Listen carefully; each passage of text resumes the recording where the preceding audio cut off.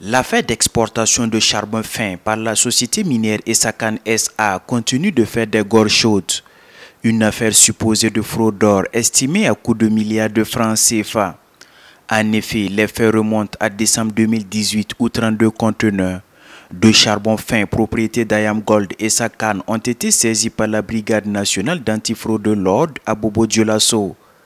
Si pour le moment, le ministre en charge des mines, Oumarou Idani, dit ignorer la source de soupçons de fraude évoquée par le procureur général près la cour d'appel de Ouagadougou, il avoue cependant lors de ce point de presse que la société minière en question incriminée a suivi toutes les procédures de contrôle ainsi que la délivrance d'autorisation d'exportation. Y a-t-il fraude ou pas? Le ministre Oumarou Idani dit faire confiance à la justice qui s'est saisi du dossier. Le procureur avait certainement eu des informations comme quoi il y avait une fraude présumée et que dans ces conditions, le procureur a raison, s'il a eu des informations comme il a raison de faire vérifier. Et à partir du moment où l'affaire est pendante en justice, en tout cas pour ce qui est du ministère, je ne peux pas répondre à la place de la société. Pour ce qui est du ministère, nous avons décidé de ne pas nous ingérer dans une affaire qui est pendante en justice.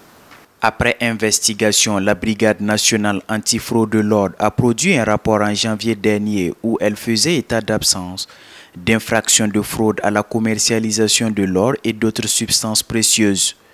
Suite à ce rapport, le procureur général a commis 2 consultants pour investiguer. Les consultants dont leurs identités sont tenues secrètes sont constitués de compétents chimistes et douanières. Ils ont également produit un autre rapport dont le contenu n'a pas encore été communiqué. Alors, quelles sont les sanctions qui sont encourues lorsqu'il est établi qu'il y a fraude à la commercialisation de l'or? Il y a une amende qui est égale au double de la valeur de l'objet fraudé ou un emprisonnement de 3 mois à 1 an. Après analyse de 640 échantillons par les consultants, les quantités d'or fin seraient estimées à 304,27 kg, tandis que celles d'argent s'élèveraient à 135,89 kg. La valeur totale de ces métaux est de 7 128 620 297 francs CFA.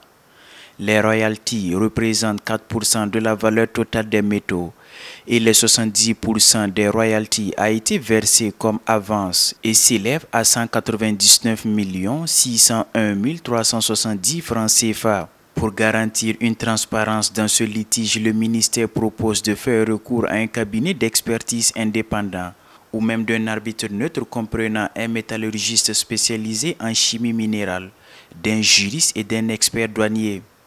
Dans ce climat de crise de confiance quasiment généralisé, on ne peut pas faire l'économie de la science et de la technique pour que toute la lumière éclate dans cette affaire. Les analyses devront se faire dans un laboratoire accrédité et internationalement reconnu.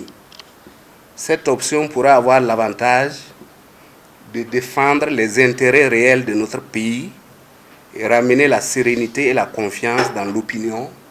En attendant que cette affaire de charbon fin soit élucidée, la contribution du secteur minier, faut-il le rappeler, à la formation des équilibres macroéconomiques était de 266 milliards de francs CFA en termes de contribution aux recettes budgétaires en 2018. En plus de contribuer à hauteur de 10,6% à la formation du PIB, le secteur minier, c'est plus de 1540 milliards de francs CFA en termes de recettes d'exportation.